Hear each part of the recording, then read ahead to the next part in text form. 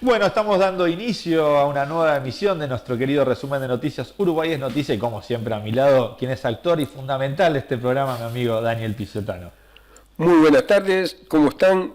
Un nuevo programa que trataremos de tirarle un salpicado de noticias de lo que está ocurriendo en Uruguay y lo que está ocurriendo un poco acá, que es fundamental también para Uruguay, porque estuvieron las elecciones internas, lo que serían allá las elecciones internas, acá se llaman PASO, primarias, abiertas, Y simultáneas y obligatorias. PASO. la verdad que todo acontecimiento que pasa en Latinoamérica a nosotros los uruguayos nos afecta directamente. Siempre se jode, ¿no?, con que un resfrío de Argentina a Brasil es una gripe en Uruguay. Bueno, Entonces, digo, tiene que ver para un país, digo, como el nuestro, que es parte de una construcción colectiva latinoamericana, qué es lo que pasa en los países hermanos, nos afecta directamente, con la antesala de que ya en Brasil, las elecciones de Brasil, había sido un duro golpe para la economía uruguaya, ¿no? bueno, no, pero más allá de eso, un cambio tan significativo como se plantea ahora en la Argentina, indudablemente hace cambiar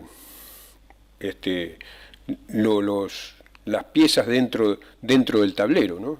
Así que Así hay que es. tenerlo en cuenta. Lo que te propongo y lo que le proponemos en realidad a toda la audiencia es que vayamos viendo cómo se vivió en Uruguay y cómo lo vivieron los medios uruguayos esta elección nacional que tuvo lugar este domingo, que a priori podemos decir fue una sorpresa hasta la propia oposición. ¿Cómo no? Porque aparte es fundamental la lectura que se puede hacer desde Montevideo o desde el Uruguay todo, ¿no? Diario La República tituló Argentina aplastó el sueño reeleccionista de Macri y la izquierda uruguaya festeja. Los comicios fueron seguidos de cerca en el país, dada la importancia que tenía para la región la posibilidad de un nuevo triunfo progresista. Alberto Fernández quedó a un paso de convertirse en el nuevo presidente de los argentinos al triunfar por amplio margen en las elecciones primarias que se celebraron en el día de ayer. Si bien se demoró en dar a conocer los cómputos oficiales, el propio presidente Mauricio Macri salió públicamente a reconocer la derrota y admitió que el gobierno había hecho una mala elección. Bueno, quiero aclarar de que los parámetros para triunfar en una elección en la Argentina no son igual que en Uruguay. Más allá de que en los dos sistemas hay balotaje, en la Argentina, en primera vuelta, se puede ganar con más del 45%, ya queda electo como presidente. La otra opción es que se saque más del 40% y haya una diferencia con el segundo de 10 puntos. En este caso existen las dos cosas. Sí, la verdad, digo, aparte, como bien decía Daniel antes, digo, estas primarias en realidad lo que iban a hacer era legitimizar los candidatos que podían presentarse en octubre obteniendo más del 1,5. Exactamente. La verdad que quedó una situación bastante compleja en Argentina porque queda un presidente ya fuera de carrera y un presidente electo que todavía no lo es, porque en realidad ganó las PASO, digo, no es que ganó la primera vuelta. Exactamente, ni siquiera ganó la primera vuelta, como para decir no hay balotaje, no. Y quedan hasta octubre 2 meses y medio, 8 semanas. más hasta el 10 de diciembre otro tanto. Entonces es bastante. Y ya vieron que la repercusión que tuvo en los medios económicos fue una disparada de más de un 20% del valor del dólar y por supuesto ahora están todos cambiando los precios, ¿no?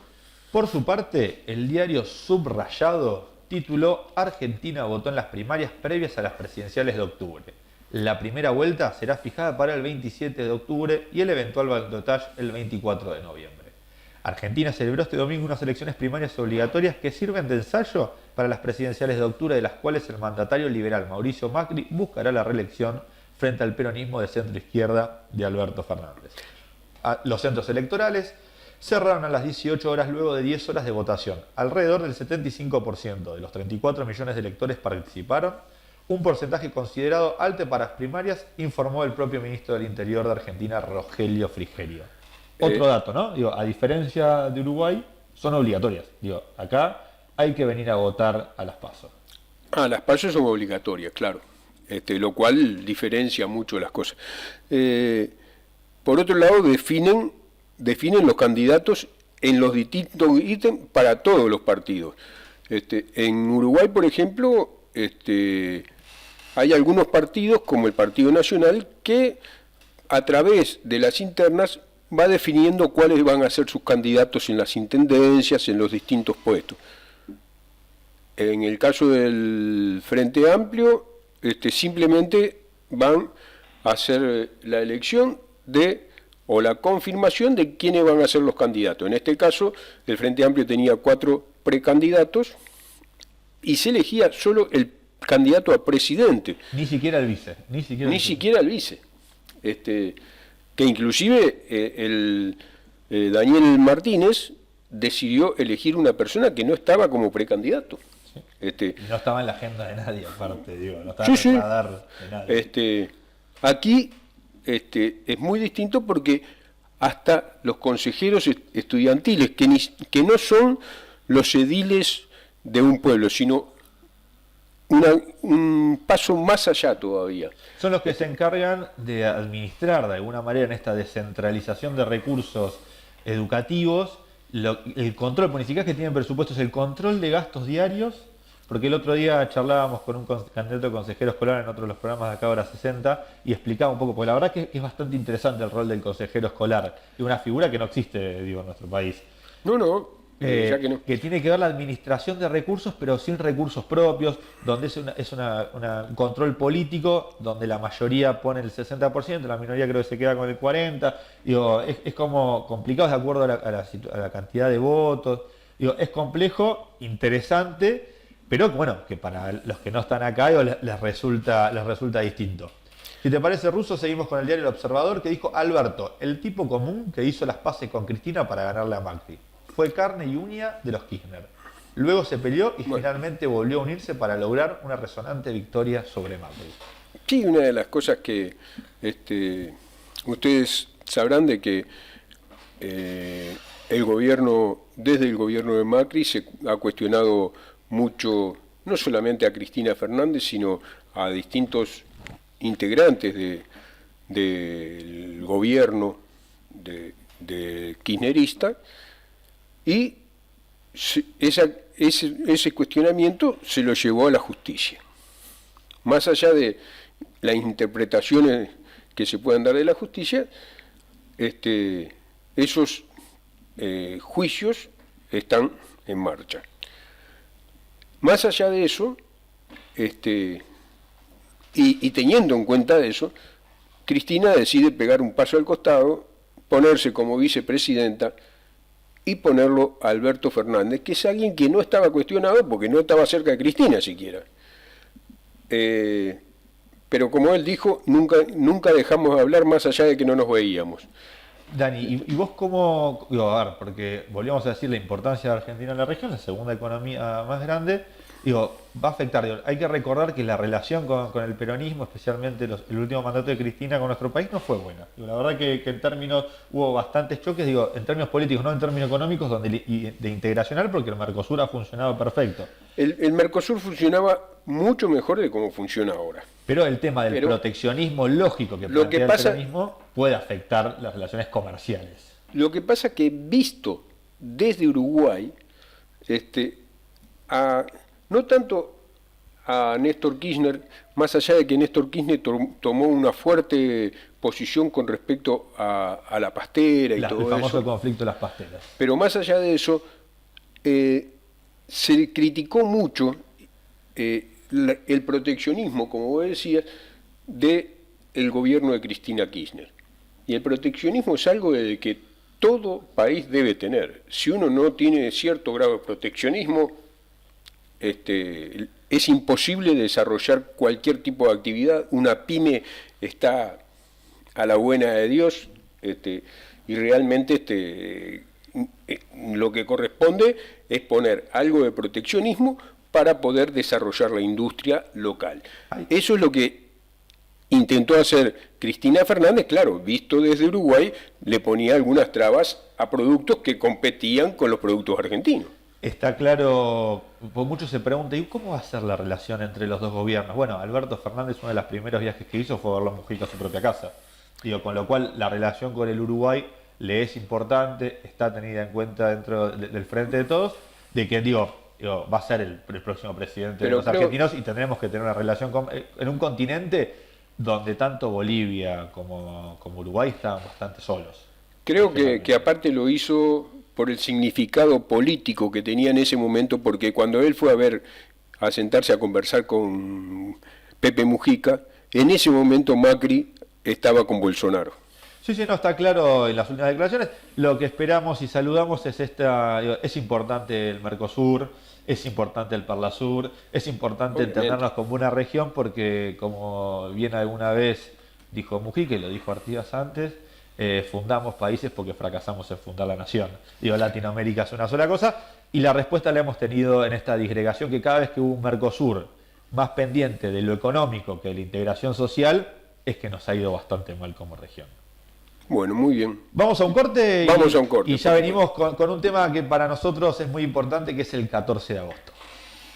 Y ahora sí seguimos con el segundo bloque de Uruguay Noticias y antes que nada Muy queremos bien. saludarlo a Dani, que anduvo de cumpleaños, no vamos a decir la edad. Feliz cumpleaños, Dani. ¿Cuántos abriles en este caso? 66 por ahora, agostos. 66 agosto, 66 vueltas al sol, diría una amiga acá que te manda saludos, manda un mensajito y dice saludos Sí. al Dani. Sí, me acuerdo de algunas de las que di vueltas. 67 dicen por acá. No. Vamos en la 67 ahora. Acá el productor dice que empiezan los 67. Exactamente. Un pibe. Sí, tenemos para rato todavía. Regalos. Varios. Acá Algunos desaparecieron ya. ya desaparecieron. Y viste que es un problema las botellas vacías que uno le regala. Sí, y el chocolate, queda algo, ahora le terminamos. Ahí está, ahí quedamos ahí. Pero bueno, y estamos prontamente cumpleaños de la jefa. ¿Cómo no? Bueno, seguimos con esto que es Uruguay Noticias. Como habíamos dicho, el 14 de agosto es un día importante para los uruguayos. En Uruguay se conmemora el Día del Mártir Estudiantil, de los mártires estudiantiles, mejor dicho. Obviamente es recordando al primer mártir estudiantil, que lamentablemente tenemos muchos, ¿no? Sí. El primero fue Liberarse. Allá en el año 68, en una movilización, en 18 de julio fue herido y falleció el 14 de agosto. Liberarse era estudiante de la Escuela de Prótesis Dental de la Facultad de Odontología de la Universidad de la República y trabajaba con sus padres en una feria. Sí, y bueno, pertenecía a la juventud comunista. Bueno, y obviamente teniendo un nombre como el de Liber Arce, la película que se hizo sobre este suceso se llamó Liber Arce, Liberarse. El 13 de junio de 1968 se había decretado medidas prontas de seguridad, estado de excepción que se mantendría por meses. En la madrugada, como bien decía Daniel, del 9 de agosto, el ministro de Interior, Eduardo Jiménez de Archega, bajo las órdenes de Jorge Pacheco Areco, ordenó el allanamiento de la Universidad de la República, las facultades de Agronomía, Arquitectura, Psicología, Medicina y la Escuela Nacional de Bellas Artes, con la excusa de que esos lugares se depositaban armas y panfletos violatorios de las medidas de pronta seguridad vigentes hasta entonces. Cuando los estudiantes llegaron a la clase se encontraron con el desorden y los destrozos provocados por los allanamientos. En ese contexto se empieza a gestar la movilización que tú bien decías recién. Claro, una movilización. Convengamos que el año 68 fue un año muy especial, no solamente en Uruguay, fue el año del Mayo francés, Por ejemplo. con la imaginación al poder. Qué lejano parece que con este contexto regional ese concepto. Y fue el año en que se conmemoraba el primer año de la muerte de el Che Guevara en Bolivia, Por ejemplo. el fusilamiento del Che Guevara en Bolivia. Razón por la cual eso daba un carácter muy especial. Tras cartón, las medidas prontas de seguridad dadas por el Pachecato, un gobierno duro con medidas extremas y con un pueblo que la venía pasando muy mal. Eso daba lugar a la movilización indudablemente.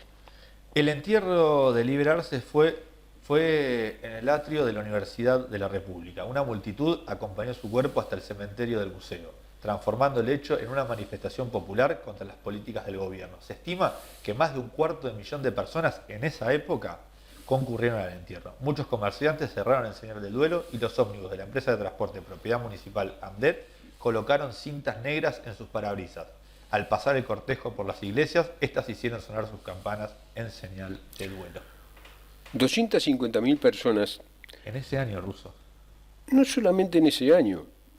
Tenemos que recordar que de Uruguay no llegaba a 3 millones de personas en ese momento, o sea, era un 8% de la población total del país. Y en Montevideo que había 1 millón de personas. 1 millón de personas, digamos, o sea, la cuarta parte de Montevideo estaba allí. Más otros, habla de los comercios cerrando, había gente en los comercios, colectivos andando, era mucho más amplio. Pero realmente fue la movilización más importante que hubo a lo largo de muchos años en la historia, ¿no? Quizás, ¿sabe hasta cuándo? ¿Hasta cuándo? Hasta el 26 de marzo del 71, sí, cuando nació el Frente Amplio. Es cierto. Realmente muy, muy importante. Así que el 14 de agosto, Día de los Mártires Estudiantiles. Y a pesar de esa multitudinaria movilización de que charlábamos, el viernes 20 de diciembre de 1968 la policía volvió a reprimir otra manifestación de estudiantes, ¿sí?, contra la política de gobierno de Pacheco. Hirió a unos 40, disparando andadas de perdigones contra las ambulancias que mataron a Susana Pintos y Hugo de los Santos, de 20 años y 27 respectivamente. Claro. Fueron por más. Esa característica de los gobiernos autoritarios, que la verdad les importa muy poco lo que pase en la sociedad y lo que expresa la sociedad, y reafirman con la violencia, ¿no? La forma de reaccionar, ¿no? O sea, más violencia, más cuando desde el gobierno es donde se tienen que tomar los parámetros para que no exista esa violencia. De ninguno de los dos lados, ¿no? Después, otro dato interesante, que esa fecha fue tomada como bandera de los estudiantes uruguayos, que desde entonces se movilizaron a esa fecha, hasta incluso durante la dictadura, donde hacían concentraciones relámpago y desconcentraciones relámpago. Sí, sí. Hasta durante el transcurso de la dictadura, cada fecha se recordó a liberarse, que también tenía que ver con esto de cómo hacemos para recordar, para no olvidar. Porque estos gobiernos lo que apuntan es al olvido, ¿no? Ajá, exactamente.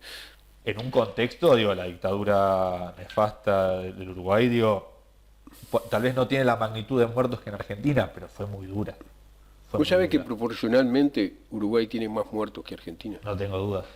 Sí. Pero no lo sabía, pero no me llama la atención. Pero la mayoría de muertos uruguayos fueron en Argentina, porque existió el Plan Cóndor y entonces las dictaduras trabajaban en conjunto y las fronteras para ellos no existían. Le podemos comentar, a los argentinos que están viendo el programa, que la dictadura uruguaya tuvo una sola particularidad diferente al resto, que es que mantuvo un presidente civil, ¿no? Que era un títere. Sí, durante un tiempo. Sí. El padre de uno de los que fue candidato, sí, a presidente de la Nación en otras elecciones, ¿no? Por el Partido Colorado. Sí, ahora me hiciste acordar, quien recientemente dijo, porque Pedro Bordaberry, que echa el último programa una canción dedicada por la Rata Catalina, fue a quien no lo dejan presentarse ni a senador ni a ningún puesto desde el Partido Colorado. Quiso estar con Manini, sí, y Manini dijo que no porque se iría muy a la derecha. Muy a la derecha, ¿no? Algún día vamos a charlar de Manini. Bien, y finalmente ahora dijo que él nunca había defendido a la dictadura. Perdón, dijo, nunca había defendido a la democracia. Se le escapó. No, a mí se me escapó porque no puedo defender una dictadura. Entonces, a él se le escapó de que no puede defender la democracia. Me hiciste acordar, el discurso ese, lo vamos a traer para el próximo programa porque no tiene desperdicio. Es una máquina de tropezarse con el inconsciente ese muchacho. Sí, porque lo repite. Es terrible. Pero bueno, nos vamos, ¿te parece, Dani, a un corte? Y cuando volvemos nos metemos en el resumen de noticias habituales, este picadito. Ahora sí, estamos en el tercer y último bloque de nuestro querido programa, acá en nuestra casa, Hora 60, a quien le agradecemos, a Mariano, a Marcos, que siempre nos reciben y nos dan la posibilidad de construir entre todos este hermoso programa, y le agradecemos también, digo, a todos esos que nos mandan mensajes y nos mandan cariños habitualmente a través de nuestra red social Uruguay es Noticia en Facebook. Muy bien. Y vamos entonces a arrancar con las noticias. Así es. Primera noticia. El Frente Amplio presentará un proyecto de ley para habilitar el voto en el exterior. Se prevé que comience a funcionar en las elecciones del 2024. La bancada de diputados del Frente Amplio presentará hoy un proyecto de ley para habilitar el voto en el exterior. La iniciativa prevé que las oficinas consulares uruguayas, en coordinación con la Corte Electoral, emitan las credenciales y registren a los ciudadanos uruguayos en el exterior para que puedan votar. Además, se busca que la ley entre en vigencia en las elecciones del 2024 y cuente con un amplio apoyo de todos los partidos con representación parlamentaria, explicó la diputada el diputado Frente Amplista Roberto Chízaro. Sí, esto había sido aprobado en agosto del año 18 y allí se hizo una comisión especial de estudio de cuál sería el sistema apropiado, y se llegó a la conclusión de que lo mejor es el voto consular presencial. Presencial, ¿no? Presencial. Para lo cual será en consulados donde haya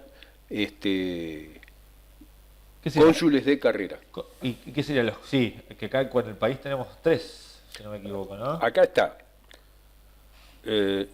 No, en el litoral hay varios. Ah, los que pues son de carrera, no los cónsul general. En el litoral hay varios. O sea, está el consulado general, sí. Hay en Córdoba, ahora hay en Paraná. En Paraná habilitaron uno. Y hay en Gualeguaychú, en Concordia y en ¿En Mar del Plata hay uno? No, pues depende del general de Buenos Aires. De acá, no. Del pero están esos y bueno, y el tema es que lo importante es la interpretación de la ley. Claramente prima el derecho de los uruguayos a votar. Además, es un derecho y un deber. Chízaro, afirmó que Uruguay no puede ser la excepción por la negativa. Somos el único país de América Latina que no tiene instaurado este derecho y por la vía de los hechos tenemos un voto censitario. Solo los que tienen dinero y pueden venir a Uruguay pueden votar. Nos parece un disparate y tenemos que ayornarnos a lo que hace el resto del mundo. Claro, porque eso, dos cosas. En primer lugar, existe otro país que es Surinam. Surinam también prohíbe el voto en el exterior, por ahora. Sí, con una particularidad que se estima que hay la misma cantidad de compatriotas en el país y fuera del país. A veces se cruzan estas acusaciones, bueno, pero si no vivís en el país, ¿por qué vas a decidir? No, pará. Pero también tenemos derecho... no solamente si no vivís en el país, hay muchos que han ido a estudiar. Por ejemplo. Hay otros que están en distintas misiones o en distintas competencias o lo que sea. Sí, realmente hay muchos que viven afuera por cuestiones, en principio de exilio de postdictadura y que se han quedado y que fueron echados, por decirlo de alguna manera, del país, y otros por cuestiones económicas también. Hay que decirlo, no todo el mundo que vive afuera del país es porque tiene ganas. No, te diría que casi todos viven por circunstancias obligadas de la vida fuera del país. Muchas veces, sí. Y convengamos que muchas veces son problemas económicos o problemas familiares, sociales. Hay muchas circunstancias por las cuales uno puede llegar a vivir fuera del país. Y hay que reconocer que la ley da como derecho el voto, pero también es una obligación. Entonces, ese derecho y esa obligación no puede ser que la pueda cubrir quien tiene capacidad de volar, por ejemplo, de Europa a Uruguay para emitir el voto, y quien no tiene esa capacidad no, o lo mismo pasa en cualquier otro lugar, ¿no? Pero eso te quería decir, se está hablando eso mucho... diferencia por poder económico la posibilidad de votar. ¿Qué diferencia habría entre esos que empezaron a votar a los comienzos de la democracia, que era de acuerdo al poder económico, a los que hoy que están en el exterior, que solo pueden votar los que puedan viajar? De hecho, en España se está charteando un avión, pero que la verdad que lo que está poniendo cada uno de los que van a venir a votar es mucha plata. Quiero aclarar de que en general los partidos tradicionales, o sea, el Partido Nacional y el Partido Colorado, tienden a no aprobar el voto en el exterior. Está muy claro las distintas circunstancias de por qué debería ser aprobado. Pero más allá de eso, uno de los argumentos es que quien vive afuera no tiene la realidad del país bien y aparte no aporta al sistema tributario uruguayo.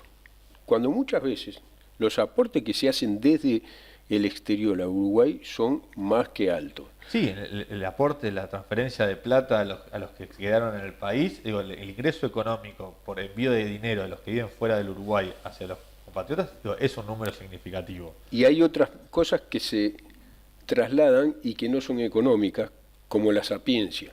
Exacto.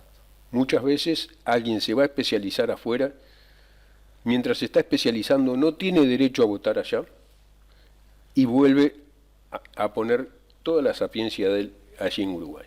Totalmente. En otro orden de cosas, y pasamos a la siguiente noticia, el diario El Observador nos vuelve a traer lo que charlamos al principio del programa, que fue la elección a presidente, las PASO en Argentina. Él lo titula con la vuelta acá, una mala noticia para Talvi, la diplomacia de la calle Pou y el festejo del Frente Amplio. El candidato colorado lamentó los resultados de las PASO. El blanco dijo que no quiere estigmatizar a Alberto Fernández y en el oficialismo lo vieron como una oportunidad para octubre.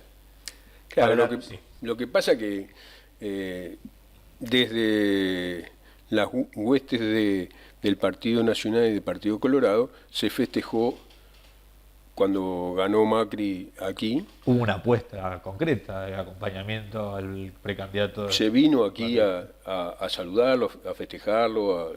Sí, realmente se estuvo muy contento con eso. Y Talvi vino ahora para acompañarlo en estas circunstancias, ¿no? Entonces quedó... No creo que lo quieran invitar de vuelta. No creo. En otro orden de cosas, Martínez y Talvi crecen en intención de voto y cae la calle Pou.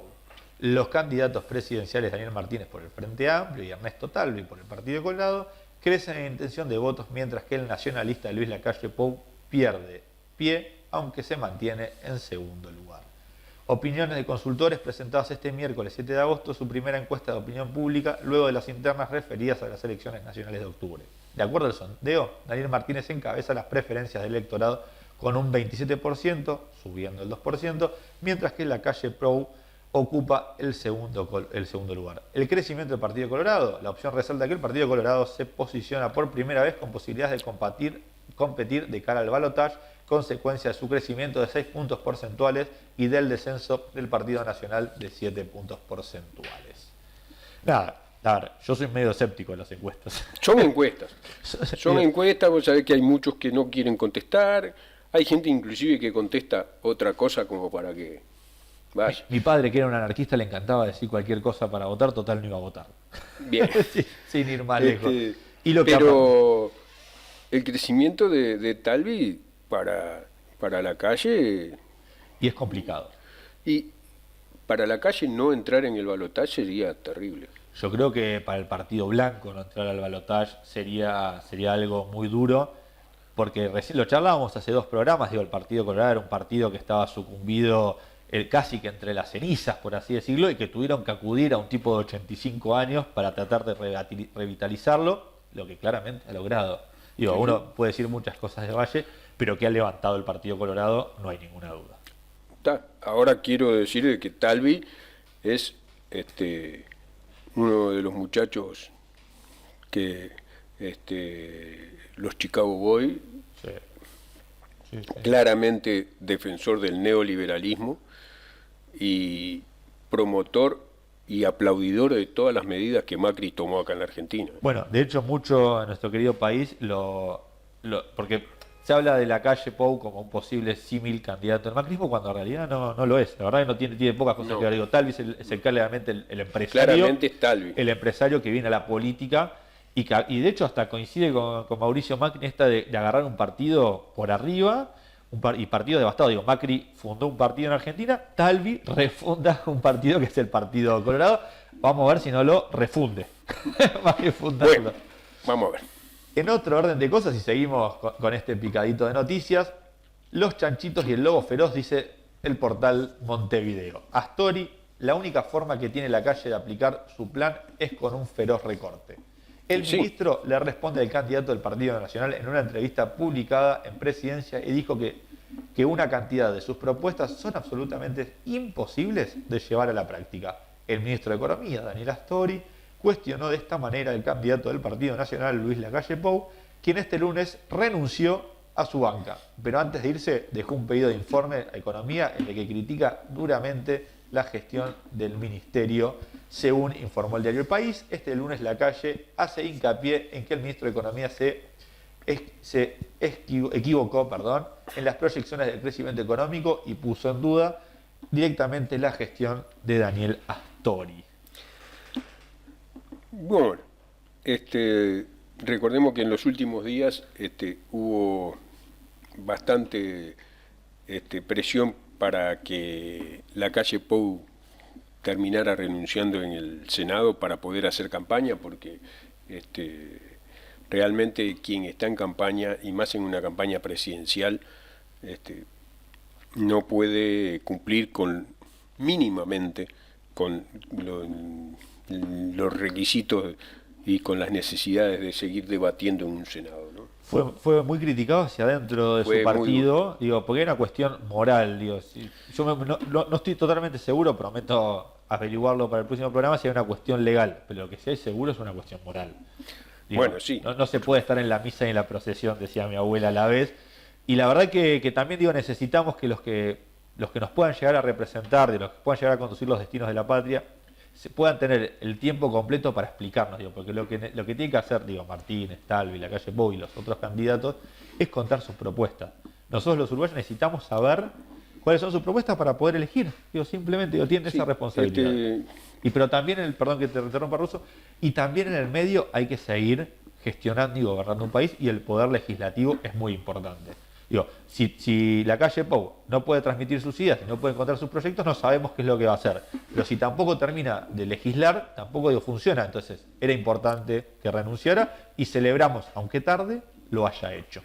De todas formas, quiero recordar que presentó la semana pasada el proyecto de gobierno futuro. El problema es que tiene unas cuantas medidas de que ya son ley en el Uruguay. Entonces, sería bueno que lo explicara, ¿no? Sí, nosotros lo que le vamos a proponer a partir de la semana que viene, vamos a empezar, y le hemos pedido a todos los partidos que nos envíen sus planes de gobierno para poder analizarlo y desglosarlo. Y pedimos que los candidatos hablaran telefónicamente o presencialmente, como quisieran, con nuestro programa.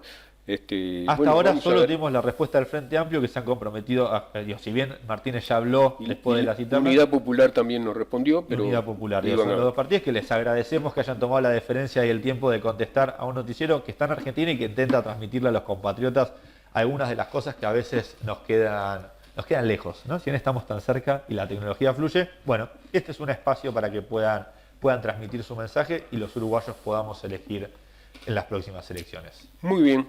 Seguimos con el tema de basura ahora. Basuras. El Senado le dio media sanción de ley general de residuos y ahora pasará a diputados. El director nacional de Medio Ambiente, Alejandro Nario, saludó la aprobación y dijo que es la ley ambiental más relevante y compleja de esta legislación.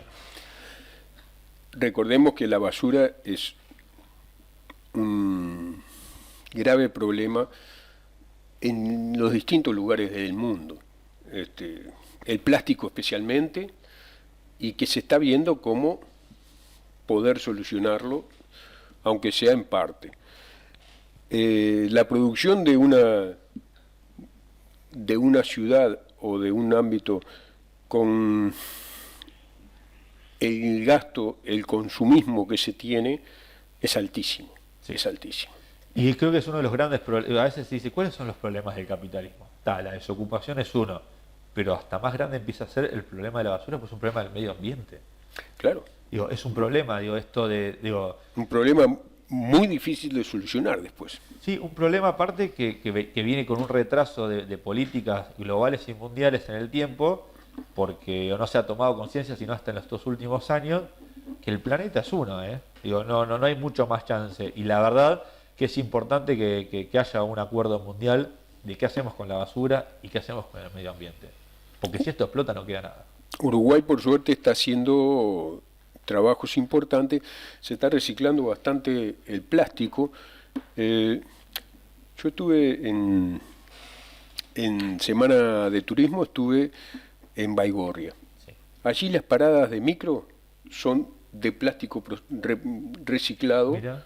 Y está hecho un prensado en que se hacen láminas, Sí. y con eso se hacen las paradas. Realmente una cosa muy original y buena, una cosa interesante. Totalmente. Y tal vez, digo, esta última noticia es de las cosas más lindas que nos ha pasado a los uruguayos en estos últimos tiempos, que tiene que ver con los Juegos Panamericanos. Dice el observador, estas fueron las 9 medallas que ganó Uruguay en los Juegos Panamericanos. Uruguay se llevó 1 oro, 3 de plata y 5 bronces, con un total de 9 medallas en estos Panamericanos. Primero felicitarlos a estos chicos, ¿no? Claro, Y sí. chicas. Bueno, yo tengo el gusto de conocer uno de ellos, por lo menos, que es de allá del pueblo. De tu pueblo, que podríamos contactarlo para charlar con él seguramente. La verdad le mandamos un cálido abrazo. Pero más allá de eso, quiero destacar de que en Toronto Uruguay había ganado 5 medallas y ahora ganó 9.